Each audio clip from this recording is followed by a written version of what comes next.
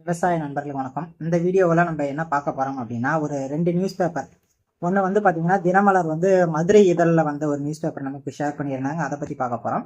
ரெண்டாவது வந்து பார்த்தீங்கன்னா, தினத்தந்தியோ தினமலரோ ஓகேங்களா. ஸோ அதில் ஒரு நியூஸ் வந்துச்சு. அது ரெண்டையும் தான் நாம் வந்து பார்த்தீங்கன்னா இந்த வீடியோவில் பார்க்க போகிறோம். மறக்காமல் சேனலை சப்ஸ்கிரைப் பண்ணிக்கோங்க. கொஞ்ச நாளைக்கு முன்னாடி நம்ம ஒரு வீடியோ போட்டிருந்தோம். என்னன்னா, பால் மாடு வரவு செலவு கணக்கு, பால் பண்ணை வச்சா லாபம் வருமா நஷ்டம் வருமா, இல்லை ஆல்ரெடி பால் மாடுகள் வச்சு கறந்துட்டு இருக்கவங்க லாபத்தில் இருக்காங்களா நஷ்டத்தில் இருக்காங்களா அப்படின்னு சொல்லி வீடியோ போட்டிருந்தோம். அதோடைய லிங்க் டிஸ்கிரிப்ஷனில் கொடுக்குறேன், மேலே வந்து கார்ட்ஸ்லேயும் கொடுக்குறேன். பார்க்காதவங்க அந்த வீடியோ பாருங்கள், பார்த்துட்டு இந்த வீடியோ பாருங்கள் ஓகேங்களா. நம்ம கண்டென்ட்குள்ளே வருவோம். இப்போ என்னன்னா அதாவது பார்த்தீங்கன்னா, இப்போ 1 லிட்டர் பாலுடைய விலை வந்து பார்த்தீங்கன்னா உற்பத்தி ஆகிறதுக்கு 63 ரூபா 25 பைசா ஆகுது அப்படின்னு சொல்லி ஒரு ரிப்போர்ட் வந்திருக்கு. இது வந்து யார் கொடுத்துருக்காங்க அப்படின்னா, தனியார் நிறுவனங்கள் வந்து பால் விலையை அடுத்தடுத்து குறைச்சிட்டு வந்திருக்காங்க. இப்போ உதாரணத்துக்கு மே மாதம் பார்த்தோம் அப்படின்னா 10 ரூபா வந்து பால் விலையை குறைச்சிருக்காங்க. போன மாதம் வந்து பார்த்தீங்கன்னா மறுபடியும் ஒரு 3 ரூபா வந்து பார்த்தீங்கன்னா பாலோட விலைகளை குறைச்சிருக்காங்க தனியார் நிறுவனங்கள். ஆவினை பொறுத்த வரைக்கும் அப்படியே ரேட்ஸ் எல்லாம் போயிட்டு இருக்கு. எதற்காக குறைக்கிறாங்க என்ன அப்படின்னு சொல்லி பார்க்குறப்ப, பாக்கெட் பாலோடைய ரேட் வந்து பார்த்தீங்கன்னா 2 ரூபா 3 ரூபா ஒரு லிட்டருக்கு குறைச்சிருக்காங்க. தயிரோட விலைகள் வந்து ஒரு பாக்கெட்டுக்கு 4 ரூபா 5 ரூபா அப்படின்னு சொல்லி குறைச்சிருக்கிறதா சொல்கிறாங்க. இதன் காரணமாக வந்து பார்த்தீங்கன்னா இவ்வளோ ரேட் வந்து குறைக்க வேண்டியதாகிடுச்சு அப்படின்னு சொல்லி தனியார் நிறுவனங்கள் வந்து சொல்கிறாங்க. இதற்காக விவசாயிகள் என்ன பண்ணியிருக்காங்க அப்படின்னா, பால்வளத்துறை அமைச்சரை வந்து மீட் பண்ணி இது மாதிரி இவ்வளோ செலவுகள் ஆகுது, இவ்வளோ இதாகுது, தனியார் நிறுவனங்கள் வந்து ஒரு முன்னறிவிப்பு இல்லாத டப்புன்னு விலைகளை குறைச்சிக்கிட்டே போயிடுறாங்க. இதற்கு நீங்கள் தான் ஒரு முடிவு கொடுக்கணும் அப்படின்னு சொல்லியிருக்காங்க. ஓகேவா, சரி அப்படின்னு சொல்லி இவங்களும் ஒர்க் பண்ணியிருக்காங்க. ஸோ அந்த ஒர்க்கோட ரிசல்ட்ஸில் வந்து பார்த்தீங்கன்னா 1 லிட்டர் பால் உற்பத்திக்கு விவசாயிகள் அவங்க தனியாரில் ஊற்றுறவங்களாக இருந்தாலும் சரி, அரசாங்கத்தில் ஊற்றுறவங்களா இருந்தாலும் சரி, 63 ரூபா 25 பைசா வந்து பார்த்தீங்கன்னா செலவாகுது. இவ்வளோ செலவாகுது அப்படின்னு சொல்லியிருக்காங்க. இது வந்து பார்த்தீங்கன்னா கிட்டத்தட்ட 2013 பொறுத்த வரைக்கும் 1 லிட்டருடைய பால், அதாவது பார்த்தீங்கன்னா 4 சைபர் 8 சைபர்னு இருந்த 1 லிட்டருடைய பால் விலை வந்து பார்த்தீங்கன்னா 36 ரூபா. அதுவே 2014 39 ரூபா, 19 49 ரூபா 84 பைசா, 2022 51 ரூபா 40 பைசா. இது எல்லாமே வந்து பார்த்தீங்கன்னா ப்ரைவேட்டில் அதிகப்படியான பால் அளவு, அதிக தரத்தில் வரக்கூடிய பாலுடைய விலையோட ரேட் இதெல்லாம் ஓகேங்களா. அவங்க அரசாங்கம் ஒரு சின்ன கால்குலேஷன் போட்டிருக்காங்க. அந்த கால்குலேஷன் படி 1 லிட்டர் பால் உற்பத்தி பண்ணுறதுல விவசாயிகள் வந்து பார்த்தீங்கன்னா 16 ரூபாயிலிருந்து 26 ரூபாய் வரைக்கும் நஷ்டத்தை சந்திக்கிறாங்க. ஏன்டா டொயின் அடிச்சுக்கிட்டு வரீங்க? 16 ரூபாயிலிருந்து 26 ரூபாய் வரைக்கும் விவசாயிகள் எல்லாருமே நஷ்டத்தில் இருக்காங்க. ஸோ இதற்கு வந்து நம்ம சரியான அளவில் ஈடு கொடுக்கணும் அப்படின்னா நம்ம வந்து 1 லிட்டர் பாலை வந்து 63 ரூபா 25 பைசா வந்து கொள்முதல் ப்ளஸ் விவசாயிகள் லாபம் பார்க்குற மாதிரி 10 ரூபா இல்லை 5 ரூபா அதிகப்படியாக போட்டு கொடுக்கும்போது நம்ம வந்து 80 ரூபாய்க்கு 1 லிட்டர் பாலை கொள்முதல் பண்ணால் மட்டும்தான் விவசாயிகள் லாபத்தில் இந்த தொழிலை பண்ண முடியும். இல்லை அப்படின்னா நாளடைவில் விவசாயிகள் கறவை மாடாக இருக்கட்டும், பால் கறவையாக இருக்கட்டும், இது விஷயங்களை விட்டு விலகி போயிடுவாங்க அப்படின்னு சொல்லி நாங்கள் வந்து பால்வழித்துறை அமைச்சர்கிட்ட சொல்லியிருக்கோம். பால்வழித்துறை அமைச்சரும் வந்து பார்த்தீங்கன்னா முதலமைச்சரோட பார்வைக்கு கொண்டு போயிருக்காங்க அப்படின்னு சொல்லியிருக்காங்க தனியார் நிறுவனங்கள். இதுவே அந்த பக்கம் ஆவின் நிறுவனத்தை பக்கம் இன்னொரு பஞ்சாயத்து போயிட்டு இருக்கு. என்ன பஞ்சாயத்துனா, இது வந்து மதுரையில் நடந்துக்கக்கூடிய ஒரு விஷயங்கள். என்னன்னா, இப்போ நாமெல்லாம் பால் கொண்டு போய் ஊற்றுறப்ப ஸ்பாட் அக்னாலஜ்மெண்ட், ஸ்பாட் பில்லு, இல்லை ஃபோனுக்கு மெசேஜாக வருது. இது எல்லாமே வந்து பார்த்தீங்கன்னா இமீடியட்டாக நம்ம தெரிஞ்சக்கூடிய விஷயங்கள், நம்ம கண்ணு முன்னாடி நடக்கக்கூடிய விஷயங்கள் நடந்துகிட்டு இருக்கு. ஒரு சில பகுதிகளில் கண்ணு முன்னாடி நடக்காது ஓகேங்களா. சரி, அப்புறமேட்டு டெஸ்ட் ஓட்டி அதுக்கப்புறம் கால்குலேட் பண்ணி உங்களுக்கு போட்டு மெசேஜாக வர வைப்பாங்க.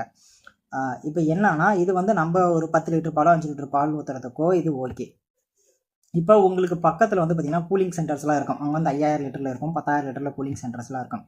அங்கே இருந்து பால் ஏற்றிக்கிட்டு போய் தான் சேலமாக இருக்கட்டும், மதுரையாக இருக்கட்டும், சென்னையாக இருக்கட்டும், விழுப்புரமாக இருக்கட்டும், எல்லா பகுதிகளுக்கும் பால் போய் மாறுது ஓகேங்களா. முக்கியமான இடங்களுக்கு பால் கொடுக்கறதுக்காக, சிட்டி சைடில் கொடுக்கறதுக்காக பால் ஏற்றிட்டு போய் இறக்குறாங்க. அப்படி இறக்கக்கூடிய பால்கள் வந்து பார்த்தீங்கன்னா ஒரு பஞ்சாயத்தில் போயிருக்கு. என்னன்னா, இவங்க அந்த கூலிங் சென்டர் வச்சுருக்காங்க இல்லையா, அவங்க உள்ளூரில் அந்த 5000 லிட்டர் அவங்க ஒரு ஃபேட் எஸ்என்எஃப் போட்டு கொடுக்கறதாகவும், அங்கே போய் இறக்குற இடத்துல சென்னையாக இருக்கட்டும், மதுரையாக இருக்கட்டும், சேலமாக இருக்கட்டும், அங்கே போய் இறக்குற இடத்துல அவங்க ஒரு ஃபேட் எஸ்என்எஃப் போட்டு கொடுக்கறதாகவும் சொல்கிறாங்க. உதாரணத்துக்கு இப்போ மதுரையில் வந்து பார்த்தீங்கன்னா ஒரு பிஎம்சி இருக்குது, அதை பார்த்தீங்கன்னா ஒரு கூலிங் சென்டர் இருக்குது. அவங்க வந்து ஃபேட் எஸ்என்எஃப் வந்து 4282 போட்டு கொடுக்குறாங்க ஓகேங்களா. இவங்க கணக்குப்படி ஒரு 50 ரூபா வச்சுக்கோ. அதை வந்து போய் அந்த நிறுவனத்தில் இறக்கும் போது அவங்க அங்கே ஃபேட் எஸ்என்எஃப் போடுறப்ப 4180 வருது. அப்படி பார்க்குறப்போ 1 லிட்டர் பாலுக்கு வந்து 6 ரூபா 7 ரூபா வந்து அடி வாங்குது.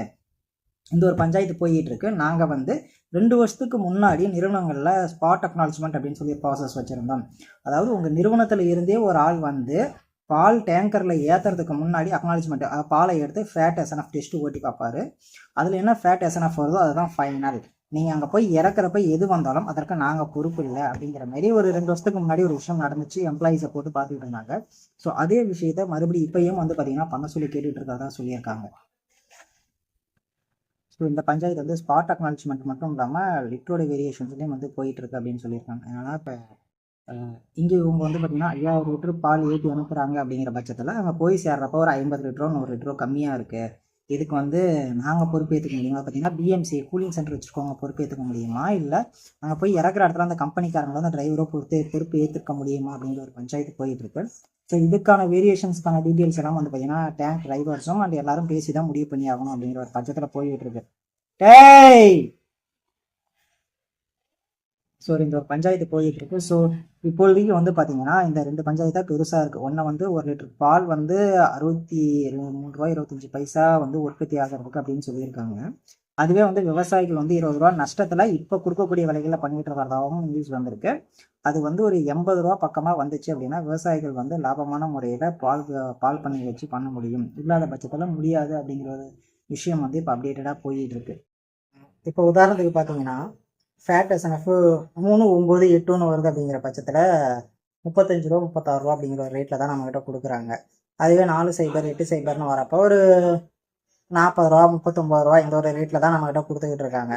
ஸோ இதுதான் வந்து பார்த்தீங்கன்னா இன்னைக்கு போயிட்டு கூட ரேஷியோ. இன்னுமே வந்து பார்த்தீங்கன்னா இந்த ஊக்கத்தொகைன்னு ஒன்று கொடுத்தாங்க இல்லையா, 1 லிட்டருக்கு 3 ரூபா அப்படின்னு சொல்லி, அந்த ஊக்கத்தொகை தான் என்னை பொறுத்த வரைக்கும் கொஞ்சம் பெனிஃபிட்டாக தோணுது. 1 லிட்டருக்கு இவ்வளோன்னு பால் விலை ஏற்றுறத விட ஊக்கத்தொகையை 1 லிட்டருக்கு 3 ரூபா அப்படிங்கிறத வந்து ஒரு 10 ரூபாயோ இல்லை 11 ரூபாயோ ஒரு 8 ரூபாயோ மாற்றினாங்க அப்படின்னா அது வந்து விவசாயிகளுக்கு நேராக போய் சேரும். இது வந்து தரத்தை டிபெண்ட் பண்ணி வராத, அவங்க எவ்வளோ குவான்டிட்டி பால் பார்த்தீங்கன்னா 10 லிட்டர் ஊற்றுறாங்களா 5 லிட்டர் ஊற்றுறாங்களோ அது இன்ட்டு அப்படின்னு போட்டு போகிறதுனால விவசாயிகளுக்கு நேராக போய் சேர்ந்துடும். அதே லிட்டருக்கு இவ்வளோன்னு சொல்லி போகிறப்ப அது ஆட்டோமேட்டிக்காக ஃபேட் எஸ்என்எஃப்ல கை வச்சாங்க அப்படின்னாவே ஆட்டோமேட்டிக்காக இதுலேயும் வந்து குறைஞ்சிரும். மறுபடியும் அந்த 35 ரூபா 40 ரூபாய்க்கு என்ன ரேட்டு போடணுமோ அதுக்கு அதே மாதிரி ஃபிக்ஸ் பண்ணி ஃபேட் எஸ்என்எஃப் மாற்றிடுவாங்க. ஸோ இந்த பஞ்சாயத்தெல்லாம் போயிட்டு இருக்கு. ஆல்ரெடி இப்போ ரீசெண்டாக கூட பாலிமர் நியூஸில் ஒரு விஷயம் வந்துச்சு. இதுமாரி நான் வெளியே ஃபேட் எஸ்என்எஃப் செக் பண்ணப்போ இது வந்துச்சு, இங்கே செக் பண்ணுறப்போ இது வந்துச்சு அப்படின்னாங்க. அதுக்கு வந்து அவங்க தரப்பில் நிறையா பேச்சுக்கள், தனியார் நிறுவனங்கள்ட்ட ஒரு பேச்சுக்கள் போச்சு, கவர்மெண்ட் ஆவி நிறுவனத்தில் சில பேச்சுக்கள் இருந்துச்சு. நாங்கள் வந்து இந்த மிஷின் ஃபாலோ பண்ணிட்டு இருக்கோம், இதில் இவ்வளோ வருது, ஸோ இது எங்களுடைய கால்குலேஷன், இதுதான் நாங்கள் ஃபுல்லாக பயன்படுத்திட்டு இருக்கோம் அப்படின்னும் இவங்க இது பயன்படுத்திட்டு இருக்காங்க, இதில் இப்படி வச்சிருக்காங்க, ஒரு சில அட்ஜஸ்ட்மெண்ட்ஸ்லாம் அவங்க பண்ணி வச்சிருக்காங்க, அதனால வேரியேஷன் வருது அப்படிங்கிற மாரி எல்லாம் ஏகப்பட்ட பஞ்சாயத்துகள் போச்சு. ஸோ எனிஹோ ஃபைனலாக வந்து பால் விலை ஏற்ற போகிறது அப்படிங்கிறத உறுதிப்படுத்திக்கிட்டு இருக்காங்க. ஏன்னா பேச்சுவார்த்தைகள் ரொம்ப மும்முரமாக போயிட்டுருக்கு. விவசாயிகள் வந்து 26 ரூபா 1 லிட்டருக்கு நஷ்டத்தில் பால் உற்பத்தி பண்ணிகிட்டு இருக்காங்க அப்படிங்கிற விஷயத்தினால ரொம்ப மும்முரமாக போயிட்டுருக்கு.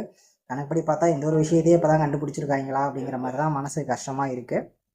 பட் இருந்தாலும் எனக்கு லிட்டருக்கு பால் விலையை ஏற்றுறத விட ஊக்கத்தொகையாக ஏற்றுறாங்க அப்படின்னா நல்லாயிருக்கும்னு நான் நினைக்கிறேன். நீங்கள் என்ன நினைக்கிறீங்க அப்படின்னு சொல்லுங்கன்னா, லிட்டருக்கு 3 ரூபாங்கிறப்ப அது செட் ஆகாது. ஊக்கத்தொகை 1 லிட்டருக்கு 3 ரூபா கொடுக்குறாங்கல்ல, அதை வந்து 1 லிட்டருக்கு 10 ரூபாயா ஊக்கத்தொகையாக கொடுத்தா அது வந்து விவசாயிகளுக்கு அவங்க 1/2 லிட்டர் ஊற்றினாலும் 5 ரூபா போய் சேர்ந்துடும், 1 லிட்டர் ஊற்றினாலும் 10 ரூபா போய் சேர்ந்துடும். இது குவாலிட்டியை டிபெண்ட் பண்ணி வராது. ஏன்னா கருப்பு மாடுலாம் வந்து பார்த்தீங்கன்னா ஃபேட் எஸ்என்எஃப் கம்மியாக தான் வரும், சிவப்பு மாடு ஃபேட் எஸ்என்எஃப் அதிகமாக வரும்.